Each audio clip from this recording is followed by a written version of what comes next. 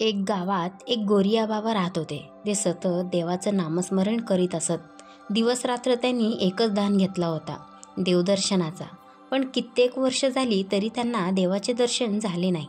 त्यामुळे त्यांच्या मनात खूप खेद आणि राग निर्माण झाला. एके दिवशी त्यांनी ठरवले, आजपासून मी देवाला मानणार नाही. त्यांनी आपले माळेचे मोती तोडून टाकले आणि म्हणाले, मी गेली 20 वर्षे देवाचे नामस्मरण करतो, पण आजवर देव मला दिसला नाही. मग तुम्ही लोक का व्यर्थ नामस्मरण करता?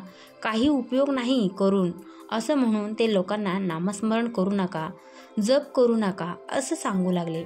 एक दिवस ते रागाने मंदिरात गेले.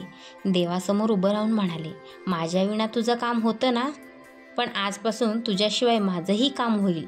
तू दिसलास तरी मी तुला ना बघेन ना बोलेन. असं म्हणून ते रागाने मंदिरातून बाहेर पडले. इतक्यात मागून एक गोड आवाज आला, हे गोऱ्या. तो आवाज ऐकताच ते थांबले. त्यांच्या लक्षात आलं, हा तर देवाचा आवाज आहे. ते मागे वळून पाहतात तर सुमारे 14 वर्षाचे सुंदर रूप श्रीहरी उभे होते. गोऱ्या बाबा पळत गेले आणि श्रीकृष्णांना मिठी मारली. त्यांच्या डोळ्यात अश्रू आले आणि ते रडू लागले. अचानक त्यांना आपले शब्द आठवले. मी तर ठरवलं होतं, देवाला ना बघायचं ना बोलायचं.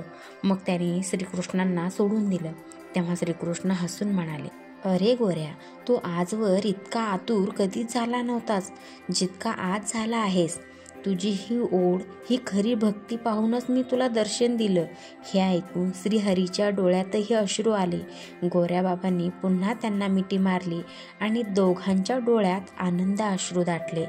गोरिया बाबा आणि श्रीकृष्णांची भेट तर खूप अनमोल होती. अशाच नवनवीन गोष्टींसाठी आमच्या चॅनलला लाईक, सबस्क्राईब, शेअर करायला नक्कीच विसरू नका. धन्यवाद. राधे राधे.